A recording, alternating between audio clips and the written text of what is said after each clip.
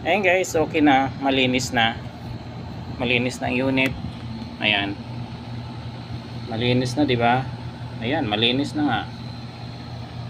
Yung thermostat niya naka number 10. Naka high. Cold na tayo. Ayan, cold high. Tapos ang problema guys, hindi siya malamig masyado. Ang ano doon, problema. Ayan guys, pag ganito yung unit nyo, halimbawa nagkaganyan, malinis na, lininis mo na lahat. Tingnan nyo guys ito. Ayan, nakikita nyo ba guys? Ayan, nagiyelo na yon yung pipe na yon. Oh, nagiyelo siya.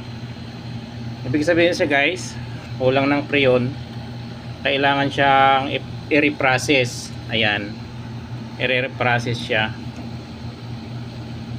Kasi dito wala na siyang lamig, hindi na umaabot yung gas dito.